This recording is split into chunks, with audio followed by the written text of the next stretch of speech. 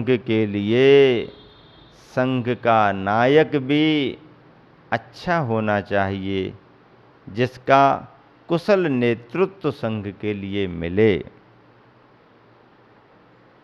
आचार्य परमेष्ठी संघ के नायक माने जाते हैं, संघ के संरक्षक माने जाते हैं। उनके संरक्षण में, उनके नेतृत्व में दीक्षित शिक्षित होते रहते हैं। और आचार्य यदि संघ का अच्छा नेतृत्व करते हैं तो साधक जन निश्चिंतता से धर्म ध्यान करते हैं, निराकुलता से धर्म ध्यान करते हैं। ऐसे कुशल आचार्य का नेतृत्व, कुशल आचार्य का संरक्षण, योग्य और कुशल आचार्य का मार्गदर्शन संघस्थ त्यागी वर्ग के लिए, साधक वर्ग के लिए कल्याणकारी होता है, शांतिकारी होता है। और इसी बात को लेकर के पंच परमेष्टियों में मध्यम परमेष्टि का महत्व है कि उनके संरक्षण में धर्म संघ का संचालन होता है। जिन शासन की प्रभावना होती है उनका कुशल नेतृत्व सबल और निर्बल सभी तरह के साधक जनों के लिए हितकारी होता है, कल्याणकारी होता है। समय आपका हो गया है, इसलिए मैं इन दो नीतियों के साथ विराम दे रहा हूँ, जो दो नीतियाँ आपके लिए आज के संदर्भ में बड़ी महत्वपूर्ण बन पड़ी हैं। इसी शुभ भावना से विराम देता हूँ। महावीर भगवान की जय। सुनीति शतक में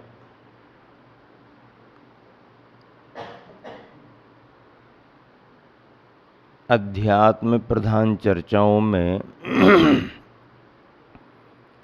गुरुवर आचार्य श्री ये भाव प्रकट करते हैं कि अध्यात्म का जीवन आचरण से संबंध रखता है।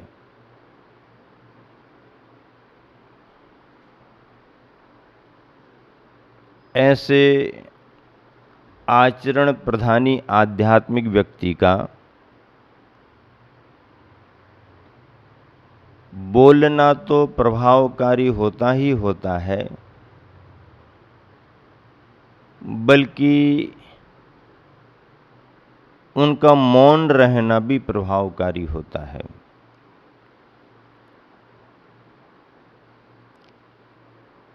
तीर्थंकर भगवंत निर्ग्रंथ मुनि दीक्षा लेने के साथ ही अखंड मौन धारण कर लेते हैं। किसी को कोई उपदेश नहीं देते, किसी को कोई मार्गदर्शन नहीं देते। मुनि बनने के पहले पहले परिवारीजनों को संबोधन देते हैं, प्रजाजन को भी संबोधन दे सकते हैं, देते हैं। लेकिन मुनि बनने के बाद मुनि दीक्षा में उन्होंने जो एक बार मौन धारण किया तो फिर वह केवल ज्ञान पाने तक किसी से बोलते ही नहीं, किसी को उपदेश देते ही नहीं। ये नियम है।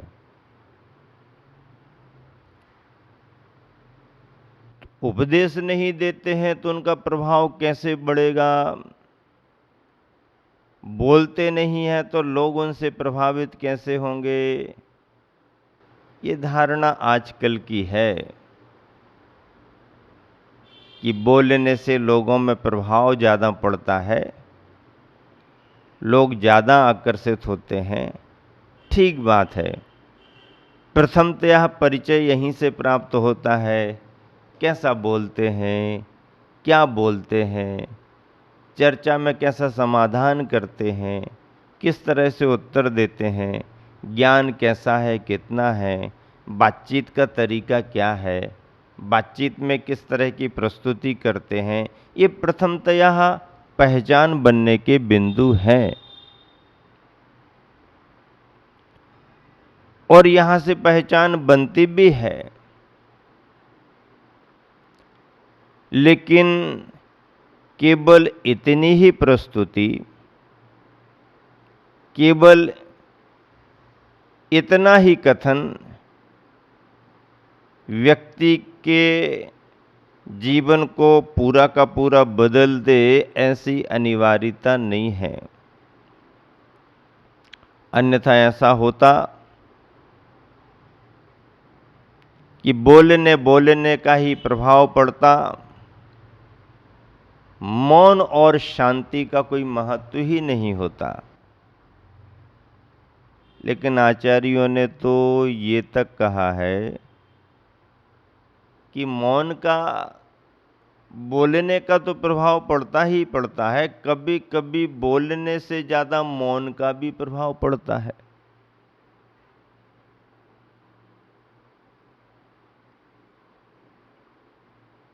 बिना बोले उपदेश दे रहे भव्यों को इस बपुसा से, अवाग विसर्गम निरूपयन्तम। अपनी काया से ही, अपनी चर्या से ही,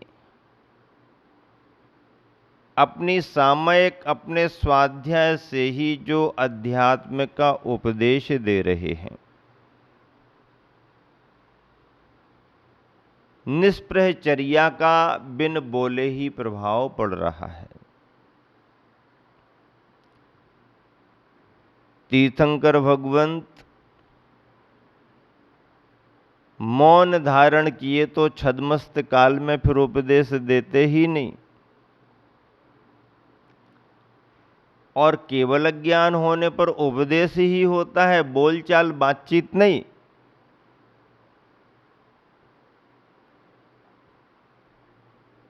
जिनका जीवन अंतरंग आध्यात्मिक साधना से जुड़ा हुआ है, उनका बिन बोले भी प्रभाव पड़ता है। और जिसके जीवन में अंतरंग अनुभव नहीं है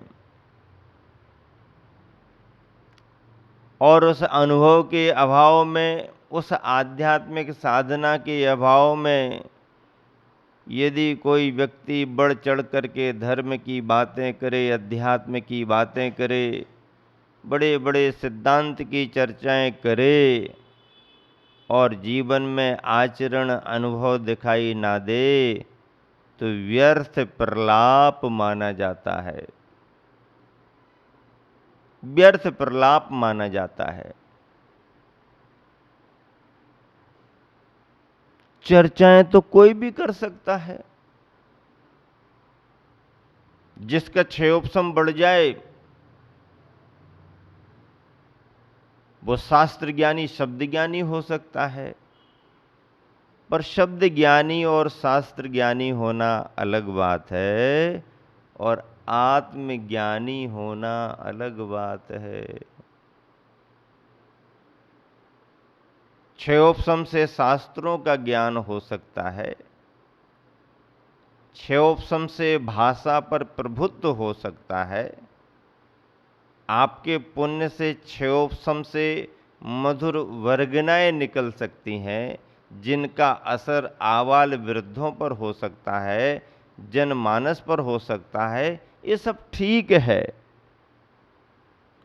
लेकिन इन सब के बावजूद भी जीवन में सदाचरण नहीं, जीवन में न्याय नीति मर्यादा नहीं, जीवन में साधना नहीं, जीवन में आध्यात्मिकपना नहीं, जीवन में विषयों से विरतिपना, विमुखपना नहीं, आसक्ति दिखाई दे रही है, लोकेशना दिखाई दे रही है, भीड़ भाड़ कोलाहल में अभी रस आ रहा है, तो फिर समझ लीजिए कि बाहर का बाजार भले ही गर्म रहे, अंदर तो सुनसान सुनसान सुनसान, अंदर कुछ नहीं है।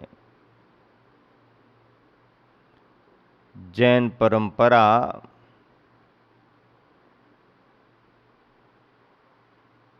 यथा योग्य बाहर को महत्व तो देती ही देती है, लेकिन अंतरंग के उपादान को ज्यादा महत्व देती है। अंतरंग के अनुभव को ज्यादा महत्व देती है। गुरुवर आचार्य श्री नीति लिख रहे हैं, ज्ञातोऽनुभूतो यदि नात्म भावस् चेत्तस्य चर्चां कुरुते तपस्वी। ज्ञातोऽनुभूतो यदि नात्म भावस् चेत्तस्य चर्चां कुरुते तपस्वी। पित्तज्वरार्तं पवनार्दितं वा प्रलापयन्तं मनुते मनस्वी। मनुते मनस्वी प्रलापयन्तं। बहुत बढ़िया बात कही। आत्मभावः न ज्ञातः, जिसने अपने शुद्धात्मा के स्वरूप को नहीं जाना है, अपने शुद्धात्मा के स्वरूप को जिसने नहीं जाना, अनुभूतः न अनुभूति में लाया है, तथापि ऐसा तपस्वी चेत साधु यदि तस्य उस शुद्धात्मा के स्वरूप की चर्चाम कुरुते चर्चा करता है, तो मनस्वी शुद्धात्म ज्ञान संपन्न साधु, विचारशील विवेकवान ज्ञानी साधु अथवा मनुष्य तम उस तपस्वी को प्रलापयंतम, प्रलाप करने वाला, केवल चर्चा करने वाला ही मानते हैं। पित्तज्वरार्तम, पित्त ज्वर से पीड़ित, अथवा पवनार्दितम, वायु रोग से पीड़ित, ऐसा उस व्यक्ति को मानते हैं। क्योंकि जो व्यक्ति पित्त के प्रकोप में आ जाए तो उस पित्त के असर में पता नहीं वह क्या क्या कहने लगता है। पित्त के प्रभाव में आकर के वह पता नहीं क्या क्या कहने लगता है। यहाँ तक कि कहें कुछ का कुछ बकने लगता है। कहने में और बकने में अंतर तो आप समझते ही हैं। कहना अलग होता है और बकना अलग होता है। एक सम्यक वक्ता उपदेशक होता है और एक यद्वा तद्वा बकता रहता है, यहाँ वहाँ की बातें करता रहता है। तो वक्तृत्व का वक्ता अलग है और यद्वा तद्वा बकने वाला वक्ता अलग है। पित्त ज्वर के प्रभाव में आकर के व्यक्ति क्या क्या नहीं बोलने लगता है। पित्त बढ़ता है तो उसका असर भी दिखाई देने लगता है। आप देखते होंगे पित्त भड़कना शुरू होता है तो फिर यहाँ का चित्त भी भड़कना शुरू हो जाता। अंदर से पित्त भड़कना शुरू हुआ कि मन चित्त भी भड़कना शुरू हो जाता। फिर आपे में नहीं रहता, किसी को कुछ भी बोल देता है और समझने वाले समझ लेते हैं कि प्रकृति विरुद्ध हो रही है, पित्त भड़क रहा है। पित्त को शांत करो, पित्त के समन का उपाय करो, अपने आप ठीक हो जाएगा।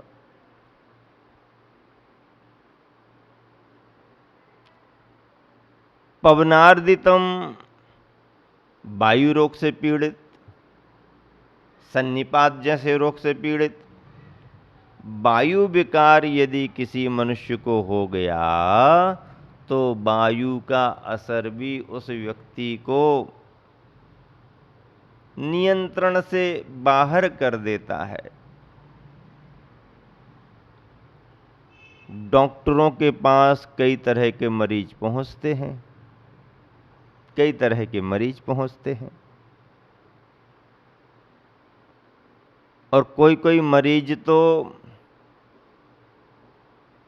अभी ऑपरेशन उपचार शुरू नहीं हुआ कि उसी के पहले अपने नाटक नौटंकी करने लगते हैं। तकलीफ कम होती है तो भी ड्रामाबाजी ज़्यादा करने लगते हैं। वो समझ में आता है, तकलीफ अलग समझ में आती है और तकलीफ का ड्रामा अलग समझ में आ जाता है। होता है, समझ में आता है। तकलीफ की वास्तविकता तो मालूम हो ही जाती है, लेकिन तकलीफ को बड़ा चढ़ा करके दिखाने के लिए जो एक्टिंग की जाती है, जो ड्रामाबाजी की जाती है, जिसे नाटक नौटंकी भी कई लोग कह देते हैं, वो अलग समझ में आता है। डॉक्टर के पास भी कई तरह के मरीज पहुंचते हैं और डॉक्टर ने फोड़े पर हाथ नहीं रखा कि उछलने लगते हैं, कुछ का कुछ बोलने लगते हैं। कभी कभी तो डॉक्टरों को हाथ पैर भी लगाने लगते हैं। डॉक्टर भी समझता है ठीक है, ये नहीं कर रहा है, इसकी बीमारी कर रही है और मैं बीमारी को ठीक करता हूँ। तो डॉक्टर उन सब स्थितियों को जानते समझते हुए, उसके हाथ पैर के चलाते हुए भी डॉक्टर को भी कभी पैर मार देता, कभी हाथ मार देता, तो उसके बावजूद भी डॉक्टर अपने कार्य को बड़ी कुशलता से संपन्न कर देता है। और जब ऑपरेशन सफल हो जाता है, जब उसका रोग ठीक कर दिया जाता है, फोड़ा वगैरह ठीक कर दिया जाता है,